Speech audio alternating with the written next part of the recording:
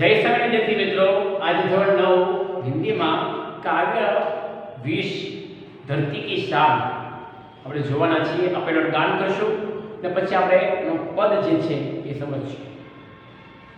પાછું ટાઇટલ છે, કાવ્યનું ટાઇટલ તમે જુઓ છો તેને પછી એવું તમને લાગશે કે ધરતી કી શાન, તો ધરતી ભારત દેશની એ શાન શું છે એની વાત આમાં એ કરેલી છે. તો પહેલાંનું ગાન કરીએ આપણે.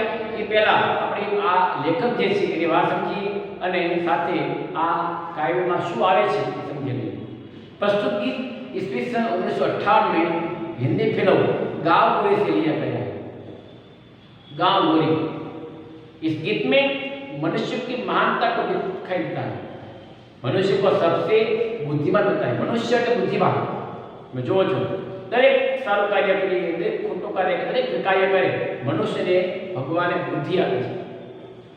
आ पृथ्वी पर जे सर्जन करवामां आव्युं ते बधा प्राणीओ ए भगवान पासे गया कि भगवान તમે એવું કંઈક વસ્તુ બનાવો જેને કારણે આપણું ધ્યાન રાખે, ભરણ પોષણ કરે. આ એક લોકવાયકા છે, એક વાર્તા છે, પણ આમાં તમે એનો ઉધાર સમજો એટલે ખોટી વસ્તુ છે. તો આ જે છે આ પ્રાણીઓના કહેવાથી ભગવાને એક સરસ મજાનું પૂતળું બનાવ્યું, એમાં પ્રાણ પૂર્યા અને એક મનુષ્ય એ જાઓ આ વસ્તુ છે, આ ચીજ છે એ તમારું ધ્યાન રાખશે. એ પછી મનુષ્ય વનસ્પતિ ઉગાડી, અનાજ ઉગાડ્યું, અલગ અલગ અલગ વિકાસ કર્યો અને એને કારણે ધરતી છે એ બની. तो आनी तो वस्तु कीधी है. मनुष्य ने अपनी बुद्धि और कठोर परिश्रम के बल पर जल, थल और नभ की तमाम उपलब्धियां अर्जित जो પોતાની મહેનત કરીને એને શું કર્યું તો કે જળ, પાણી ઉત્પન્ન કર્યું, પછી તો કે થળ, ધરતી બનાવી અને નભ સુધી પહોંચી ગયું. જળ, થળ ને આકાશ સુધી વ્યક્તિ પહોંચી ગયો, બનાવ્યો નથી, પહોંચી ગયો એટલે એનો વિકાસ કર્યો. बराबर. मनुष्य ने अपनी शक्ति से प्रकृति को बहुत सीमा तक अपने अनुकूल ढालने की सफल हो गए. એને કુદરતે પણ એટલો સપોર્ટ કર્યો છે. કઈ बताते हैं कि मनुष्य की शक्ति के सामने कोई कार्य असंभव नहीं. આપણે ઘણી વાર કહીએ છીએ કે મારી માટે આ કાર્ય અસંભવ છે, ખોટી વસ્તુ છે. જો તમે એની કડી મહેનત કરો, ધ્યાન રાખીને વ્યવસ્થિત મહેનત કરો તો તમારી સફળતા સામે આવે છે. અસફળતા મળતી નથી, કારણ કે મનુષ્ય ખુદ ભગવાને એને બનાવેલો છે કે તારે મહેનત કરવાની છે, થાકવાનું નથી. હા, માનસિક રીતે થાકી ગયો હોય બીજા વખતે કોઈ બીજા વચ્ચેનો દિવસ અલગ છે, પણ ખૂબ મહેનત કરીને એ પોતાનો વિકાસ છે એ કરે છે. તો આમાં કેવી છે મનુષ્ય જો ચાહે તો પ્રાપ્ત કરી શકે જે પણ એને જોતું હોય. તમે આજના ઉદાહરણ જુઓ, અલગ અલગ બાબતો જુઓ કે મનુષ્ય આકાશમાં પહોંચી ગયો છે, પર્વત તોડી શકેલો છે, પર્વત પર પર્વત પર જઈ શકે, આકાશમાં ઉડી શક્યો છે, દરિયા પર ચાલી શક્યો છે, હોડી લઈને સ્ટીમર બનાવી. કોઈ પણ બાબતો જેનાથી મનુષ્ય કરી શકે છે. यानी मनुष्य की धरती की शान. આ માણસ જે છે ધરતીની શાન છે, પ્રાણી નથી. પ્રાણી તો એને મદદ કરે છે મહેનત કરાવવા માટે. જે બે પગવાળો વ્યક્તિ છે એ હંમેશા મહાન બને છે, કારણ કે ધરતીની શાન છે. પછી કોઈ પણ દેશ હોય, અમેરિકા હોય, પાકિસ્તાન હોય, ભારત હોય, કોઈ પણ દેશ હોય, મનુષ્ય એનો શાન છે. તો બરોબર આપણે જોઈએ છીએ, આનું ગાન કરીએ છીએ. धरती की शान तो भारत के संतान, तेरी मुट्ठी में बंद है तूफान. मनुष्य तू बड़ा महान है, तू जो चाहे पर्वतों पहाड़ को फोड़ दे, तू जो चाहे नदियों के मुख मोड़ दे, तू जो चाहे माटी से अमृत जोड़ दे, तू चाहे धरती को जोड़ दे, अमर तेरे प्राण मिला तुझको वरदान, तेरी आत्मा में स्वयं है भगवान। એટલે સરસ વાત કરી છે। नयनों में ज्वाला तेरी गति में भूचाल, तेरी छाती में छिपा महाकाल, पृथ्वी के लाल तेरा हिमगिरी सा भाल। भाल એટલે કપાળ, કપાળ તો મહાન છે, કે હિમાલય મહાન છે, ઊંચો છે, કપાળ પણ ઊંચો છે। तेरी भृकुटी में तांडव पाताल, भगवान शिव नृत्य, निज को तू जान चर शक्ति को पहचान, तेरी वाणी में युग का आह्वान। युग का आह्वान गायत्री मंत्र जो परिवार से या के छे આપણે યુગનું આહવાન। धरती सा धीर तू, अग्नि सा वीर तू, तू जो चाहे तो काल को थावा दे, સમયને થંભાવી દે છે।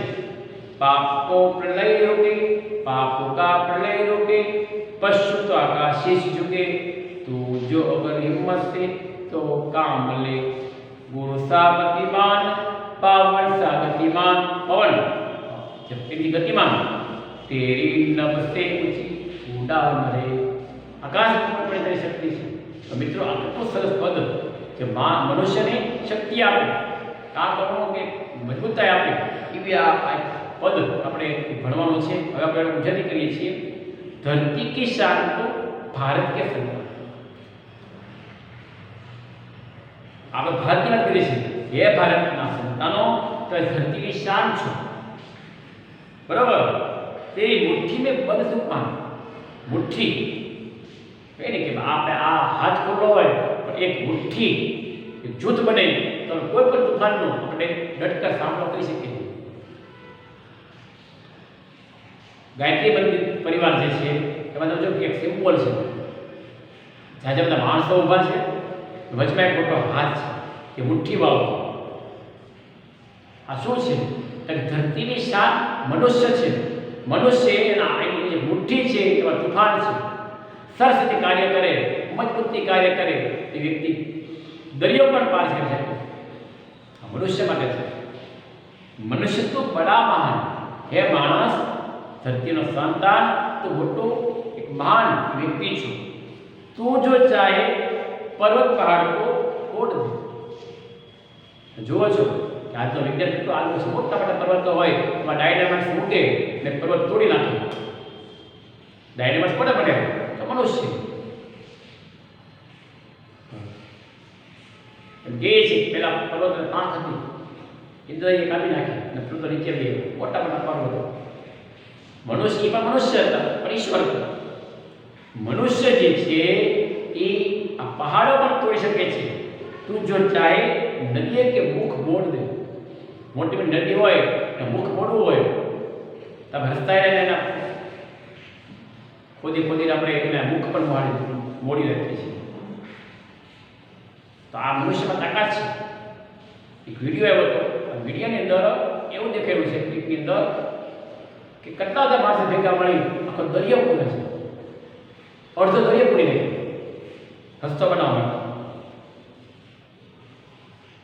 વિદ્યાર્થી મિત્રો વિચાર કરો કે મનુષ્ય જો દરિયો પૂરી શકતો હોય, પોતાની બુદ્ધિ પોતાના સાધનો બનાવીને તે શું ન કરી શકે? પર્વત તોડી શકે છે, નદીના મુખ તોડી શકે છે। તું જો ચાહે માટી से मुख निचोड़ दे, એમાં તાકાત હોય तो पानी काढ़ी शके। આપણે એ પણ યુઝ કરીએ છીએ। નદી હોય ને કોઈ દૂર પાણી હોય ને તમે ખોદો તો વીડો છે એ આપણે ખોદીએ છીએ, એને કહેવાય વીડો, એટલે પાણી મળે છે। તો આ શું છે કે માટીમાંથી અમૃત, માટીમાંથી પાણી, માટીમાંથી ખોરાક પ્રાપ્ત કરવો હોય તો મનુષ્ય ખૂબ મહેનત કરી। ખેડૂત છે એ પણ एक मनुष्य है, ये धरती की शान कहवाय, एक खेडूत स्वरूप है। खास એટલા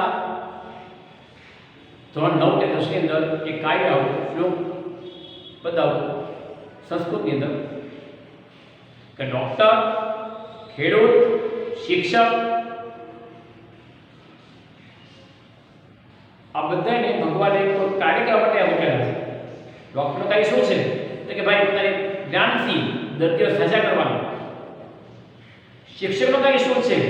પોતાના જ્ઞાનનો ઉપયોગ કરીને વિદ્યાર્થીઓને ભણાવવાના, સમાજમાં સારી સારી વાતો કહેવાની.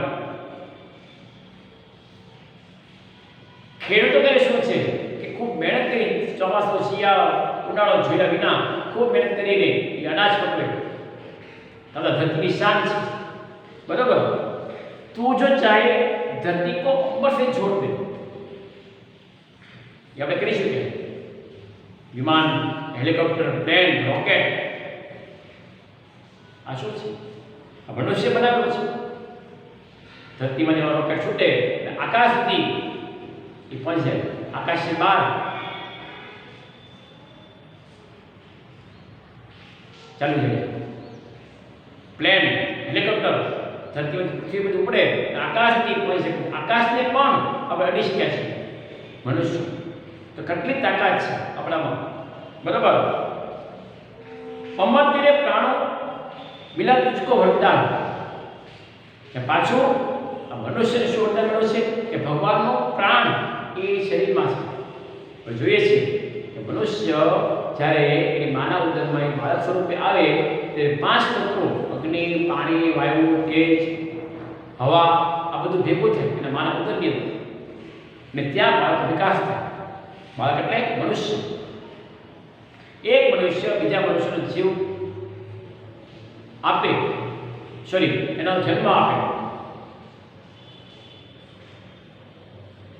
તો આ શું છે? તો મનુષ્યમાં આટલી તાકાત એ રહેલી છે. પ્રાણ, એમાં ભગવાને પ્રાણ કહ્યું. પરમાત્મા આત્મા છે, પણ કેવો? પરમાત્મા. એટલે ભગવાનની વાત કરી છે. અને એ આત્મામાંથી, એ ઈશ્વરમાંથી આપણને થોડો અંશ આપણને મળ્યો અને આપણે ઈશ્વરના સંતાન કહેવાય, મનુષ્ય કહેવાય. તેરી આત્મા મેં સ્વયં ભગવાને, મેં કીધું તમને કે કોઈ પણ ખોટું કાર્ય કરો તો આત્માને દુઃખ લાગે. આત્મા તો પરમાત્મા કહેવાય છે ગુજરાતીમાં કે આત્મા એક પરમાત્મા છે. એ કોઈ પણ પુરુષ સ્ત્રી હોય, કોઈ પણ જ્ઞાતિનો, હિન્દુ, મુસ્લિમ, શીખ, ઈસાઈ, કોઈ પણ જ્ઞાતિનો હોય, કોઈ પણ પેટા પ્રકારનો હોય, મનુષ્ય છે, સ્ત્રી કે પુરુષ, એનો આત્મા એ હંમેશા શુદ્ધ હોવો જોઈએ. ખોટું કાર્ય કરતો ન હોવો જોઈએ. આજે ઊંધું બની ગયું.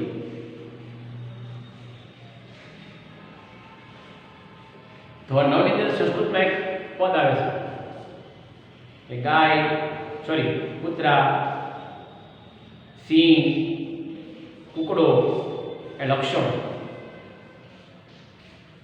આ લક્ષણો જો લ્યો તો મહાન બની જાવ. વિચાર કરો, જે પ્રાણીઓ ભગવાન પાસે કહેતા કે આવું એક વસ્તુ મને બનાવવાનું આપો, એ જ પ્રાણીઓના લક્ષણો એ મનુષ્ય જેવા છે. મનુષ્ય જે બનવું જોઈએ તો મનુષ્ય મહાન બન્યો કે પ્રાણી? આત્મસંકલ્પ. આ કયા સંકલ્પ? જે આપણે સંસ્કૃતની વાત કરી છે તેની વાત. અહીંયા તમને એથી અલગ છે. શું અલગ છે? કે મનુષ્ય મહાન છે. કઈ રીતે મહાન છે? આટલું તો કાંઈ કરી નહીં. જો મહાન બનવું હોય તો મહેનત કરવી પડે, કડી મહેનત કરવી પડે. મહેનતનો કોઈ વિકલ્પ નથી. કારણ કે આપણે શું કીધું છે કે તું પહાડ તોડી શકીએ છો, તું નદીના મુખ મોડી શકીએ છો, તું માટીમાંથી અમૃત ચોડી શકીએ છો. તારા પ્રાણ, મજબૂત પ્રાણ ભગવાન ઈશ્વરે તમને આપેલા છે. એ ભગવાન સ્વયં તમારા આત્મામાં વિરાજે છે, બરાબર. નયનો મેં જ્વાલા એ ગતિ મેં ભૂચાલ. તારી આંખ એમાં આગ હોવી જોઈએ, કામ એને તેજ. ખરાબ કાર્ય કરો નહીં, પણ તેજ તમારા હોવું જોઈએ આંખમાં. ગતિ મેં ભૂચાલ, ભાઈ નહીં થશે કરશું. કહેવાય શક્તિ. યુવાન હોય તો ધરતીને પાટોમાં પાણી કાઢે એવો હોવો જોઈએ. પથરાને પાટોમાં પાણી કાઢે એવો હોવો જોઈએ. યુવાન એટલે મનુષ્ય, બરાબર. તેની છાતી મેં छिपा મહાકાળ. મહાકાળ એટલે ભગવાન શિવનું એક બીજું સ્વરૂપ. કે છાતી જે છે મહાકાળ હોવો જોઈએ. મહાકાળ ભગવાન હોવા જોઈએ. કેમ ન થાય? કરી શકીશ, મહેનત કરીશ, કડી મહેનત કરીશ, આવું આપણે હોવું જોઈએ. વિદ્યાર્થી મિત્રો, અહીંયા આપણે ધરતી કે શાન નો પહેલો અને બીજો પંક્તિ, બીજી પંક્તિ સુધી આપણે જોયું છે. અહીં આપણે પૂર્ણ કરીએ છીએ. તો ભાગ 1 ની અંદર આપણે આ વસ્તુ કરી છે. ભાગ 2 આવતા પીરિયડમાં આવતા લેક્ચરમાં કરશું.